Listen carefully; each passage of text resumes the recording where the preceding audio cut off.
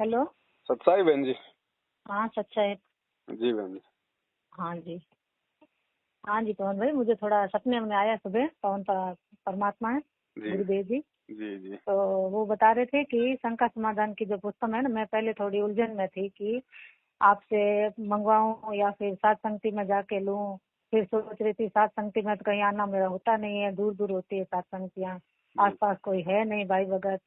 जी। तो बहन ऐसे ही सोच रही थी बहुत दिनों से, आपको फोन भी लगा रही थी, फिर बाद में सोच रही, मैंने कहा नहीं क्या करूं क्या करूं। तो इसने फिर परमात्मा सुबह आए और जी बोले कि तू शंका समाधान की जो पुस्तक है मंगा पवन भाई से, पवन दास से, ऐसे करके बोला। जी। और बोला कि शंका समाधान की जो पुस्तक है ना, खास करके वो तो हर सत्य के पास होनी ही चाहिए, हर घर में हो, हर कोई मंगवाओ इस पुस्तक को। जी। आने वाला समय जो है ना वो बहुत मतलब बहुत आगे ना विनाशकारी आने वाला, और राक्षस उतरने वाले हैं अब इस धरती पे। हम्म। हाँ, तो ऐसे करके परमात्मा ने दर्शन दिए। तो मतलब हर घर में है ना वो भूत प्रेत तो थे घर में, पर भूत प्रेत जैसे अपने बताते हैं ना शॉर्ट वीडियो में या फोन में, वैसे भूत प्रेत नहीं थे। वो है ना राक्षस टाइप ही थे, काले कपड़े खूब पहने हुए और हरे गहरे कलर के कपड़े पहने हुए, ऐसे राक्षसों के जैसे थे। तो वे ना जगत वालों के घर में ज्यादा जा रहे थे, अपने सत्सेवकों के घर में नहीं थे। तो बहन है ना उनके घर आ जा रही थी, ऐसे गांव टाइप माहौल हो गया था, पूरे दूर दूर घर थे पास पास, जैसे अभी शहर का माहौल था ना ऐसा माहौल था ही नहीं। किसी घर में लाइटें नहीं थी, और जाओ तो ऐसे दूर दूर घर थे। तो ऐसे बहन जा रही थी, अपनी मासी का घर है, जैसे मेरी बहन का है किसी का, तो उनके घर आना जाना तो होता ही है हमारा किसी किसी काम से। तो ऐसे जा रही थे, उनके घर में ना बहुत मतलब राक्षस हो गए थे, उनको परेशान कर रहे थे बहुत। और मैं जा रही थी तो मेरे पास कोई आ ही नहीं रहता, मतलब बहुत दूरी पर थे वो। तो वो मुझे बोल रहे थे कि बहन तेरे पास क्यों नहीं कोई आ रहा है, कोई नैना करके बोल रहा था, मेरे नाम से पुकार रहा था कि तुझे ये क्यों नहीं छेड़ रहा है, हमें तो बहुत परेशान कर रहे हैं। तो मैंने कहा भाई परमात्मा है मेरे साथ, परमात्मा की भक्ति की है तो ये आ कैसे सकते हैं पास। और मैं तो खुला हूँ, राक्षसों के वजह से बोल रही थी, मैंने कहा कोई मेरे पास नहीं आ सकता, मेरे परमात्मा हर वक्त मेरे साथ है। और मैं सुमरन तो मन में किए ही जा रही थी ऐसे हर वक्त। तो राक्षस ऐसे मतलब मुझे वो राक्षस जो है ना तो ऐसे थे। तो मैं बोल रही थी भाई ये क्यों कर रहे तुम लोगों को परेशान, तो आप नाम उपदेश लो, परमात्मा कैसे समझा रही थी। तो राक्षस मुझे ना ऐसे वो बोल भी रहे थे दूर दूर से कि आप है ना हम तुम्हारे बीच में नहीं आ रहे हैं, तो आप भी हमारे बीच में मत आओ, पंगा मत लो हमसे। तो वो मुझे ऐसे बोल रहे थे। और सब थे मेरे से दूर, मतलब कोई मेरे पास नहीं आ रहा था ऐसे करके। और पर बहन तो मतलब हर टाइम सुमरन कर ही रही थी ऐसे ही। तो एक मुझे थोड़ी बात समझ नहीं आई भाई, मेरे जो चाचा जी है ना, उनकी जो बड़ी वाली बहू है ना, उनके मतलब बच्चा अभी है नहीं। अच्छा। हाँ, तो मुझे है ना जब मैं मासी के घर गई ना तो वहाँ पे एक छोटा बच्चा हुआ मेरे भाभी के।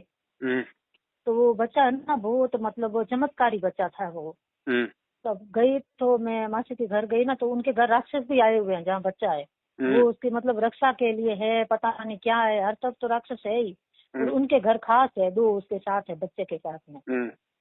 तो मैं गई तो मैंने देखा तो मेरी मासी है ना वहाँ पे पलंग पे सो रही है। तो वहाँ से हटके मैं दुकान में गई तो दुकान में भी मासी सो रही है। तो मैंने कहा मासी ऐसे कैसे, तो कमरे में अभी थी तो दुकान में भी सो रही है। तो उधर जाऊँ तो बच्चा है ना वो मासी का रूप ही ले रही है और वापस बच्चा भी बन रहा है। तो मुझे वो थोड़ा समझ में नहीं आया, मैंने कहा ये है क्या।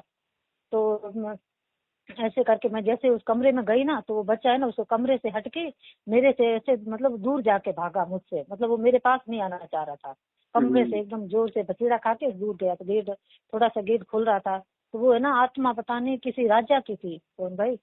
उसने ना मुझे वो अपना चेहरा दिखाया फिर बाद में। उस बच्चे ने ऐसे आदमी जैसा चेहरा था, मतलब जैसे राजाओं के वो घुंघराले बाल होते थे ना, उस टाइप के घुंघराले बाल। और यू टाइप का वो उनके निशान वो लगा होता था ना तिलक का, लिलाट पे जो लगाते थे वैसे यू टाइप का उनके लिलाट वो भी था लाल रंग का। और वो कानों में कुछ कुंडल पहने हुए थे, वैसे कोई आत्मा मुझे वो दिखी। उसने अपना चेहरा दिखाया, वो है ना बहुत उदास थी, मतलब वैसे जैसे दुखी हो ना वैसे उसने जन्म लिया है, वो दुखी टाइप से जन्म लिया है उसने। और वो कह रहा था कि हम तुम्हारे बीच में नहीं आएंगे, आप भी हमारे बीच में मत आओ, मुझे ऐसे बोल रहे थे। तो जैसे ही मैंने परमात्मा का सुमरन शुरू कर दिया, और तो मैं ना बहुत डर भी लग रहा था और परमात्मा भी साथ था हर टाइम, वो भी एक दृढ़ता भी थी। तो मैंने जोर जोर से जयकारे लगाने लग दिए। मैंने उसको जैसे ही देखा ना, सतगुरु रामपाल जी भगवान की जय हो जय हो। तो मेरे पास से भगत जी भी थोड़ा जाग गए कि क्या हो गया क्या। तो मैंने कहा कुछ नहीं, मैंने सुबह उठ के फिर परमात्मा का थोड़ा मंगलाचरण किया बैठ के सुबह सुबह ही, और फिर 4-5 मंत्र किए, फिर परमात्मा को जाके दंडवत प्रणाम किया। मुझे थोड़ा ऐसा सपना आया कौन भाई, ये थोड़ा समझ में नहीं आया मुझे ये क्या था। बस ये परमात्मा ने ये संकेत किया कि जो अनुपदेशी है वो चाहे अपना कितना प्रिय हो चाहे रिश्तेदार हो, उनसे अपने को बच के रहना पड़ेगा आध्यात्मिक मार्ग में अपने नियमों को लेके। जी जी। ठीक है, क्योंकि हर प्रकार से अब लोभ दिया जाएगा, प्रलोभन दिया जाएगा, स्वार्थ दिया जाएगा, डराया जाएगा, धमकाया जाएगा, क्योंकि काल चाहेगा कि किसी भी तरह से ये आत्मा एक बार मर्यादा तोड़ के मेरे पाले में आ जाए। अच्छा अच्छा। तो हमने किसी भी प्रकार से मतलब ना तो कोई प्रभावित होना है ना कोई मोहित होना है। जी जी। ठीक है ना, हमने अपने परमात्मा की भक्ति पे ध्यान देना है, मालिक को अपना सब कुछ अपने को समझना है। जी जी। तो परमात्मा ने बीच में मुझे बताया कि अब जो समय है ना, हाँ। इसमें अपने सुमरन और भक्ति मर्यादा को बहुत ज्यादा अब ध्यान देने का समय आ गया है। छोटी से छोटी मर्यादा को अब निभाओ, उसको छोटी से छोटी मर्यादा को ध्यान में रखो, और सुमरन तो छोड़ना ही नहीं है। अब सुमरन और मर्यादा ध्यान में रख लो, तुम सारे सच्चे हो। कैसे बोल रहे थे परमात्मा। दया मालिक की, सही बात है। जी समय तो बहन जी आएगा खतरनाक, और राक्षस तो जैसे वैज्ञानिक भी कह चुके हैं ना कि भाई ऊपर से एलियन उतरेंगे। जी जी। तो वो एलियन कौन है? वो दुष्ट आत्माएं भेजेगा काल यहाँ पे दुनिया को परेशान करने के लिए, अकाल मौत मरवाने के लिए। हाँ हाँ। है ना, तो भाई बचेगा वही जो परमात्मा के भगत होंगे, जो सच्ची भक्ति करेंगे, नहीं तो तांडव तो मचेगा बहन जी। ऐसे थोड़े ना दुनिया कोई गुरु जी को परमात्मा मानने वाली है। हाँ जी बिल्कुल। सुबह पवन भाई मैं बोलूँ ना, घंटा पूरा मेरा है ना थोड़ा वो एकदम डर में और परमात्मा के विश्वास में निकला पूरा मेरा। बस तो अपने को तो अपनी भक्ति मर्यादाओं का ध्यान रखना। ये पुस्तक परमात्मा ने इसीलिए तो छपवाई है बहन जी। इसमें छोटी छोटी हर एक चीज को बिल्कुल पूरी मतलब विस्तार से समझाया गया है। और इस पुस्तक को पढ़ने के बाद भी अगर कोई मर्यादाओं में गफलत करेगा तो फिर परमात्मा फिर उसकी रक्षा नहीं कर पाएगा। जिन बातों का नहीं पता है भक्तों को, वो बातें भी परमात्मा ने इसमें लिखवा रखी हैं सारी।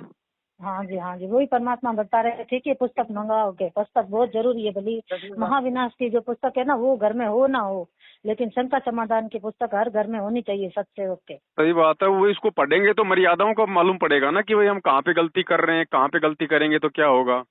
जी जी बिल्कुल, और डर के भी रहेंगे थोड़ा। हाँ, वो तो अरे खूब ऑर्डर हो रहे हैं परमात्मा के दया से भगत भाई, खूब खूब खूब मंगवा रहे हैं, और वैसे भी सात संगतियों में भेजी जा रही है जगह जगह। हाँ जी। तो बहन थोड़ा मतलब आसपास कोई है नहीं, साथ संगति थी तो वो सोच रही थी, तो पवन भाई आप मुझे ऑनलाइन ही भेज दो, साथ संगति जाना हुआ तो और मंगवा लूंगी। कोई दिक्कत नहीं, आप मुझे पूरा एड्रेस और पिन कोड नंबर और ये जो 8273849560 वाला नंबर है इसके ऊपर भेज दो, आप व्हाट्सअप कर दो। हाँ जी भाई। तो आप मुझे ना थोड़ी 5 शंका समाधान की पुस्तक भेज देना, क्योंकि पास कोई है नहीं। भेज दूंगा, तो कोई होगा तो उनको दे दूंगी। हाँ, और महाविनाश के आप मुझे 10 या कोई 15 भेजना, कोई और चाहिए तो मैं और मंगवा दूंगी। ठीक है ठीक है, भेज दूंगा आपको। और है ना, मुझे एक भक्ति बोध की पुस्तक भेज देना। ठीक है, आपको जो चाहिए ना, कितनी चाहिए उसमें आप लिख के भेजना, ऐसे ध्यान नहीं रहेगा। ठीक है। सत साहिब बहन जी।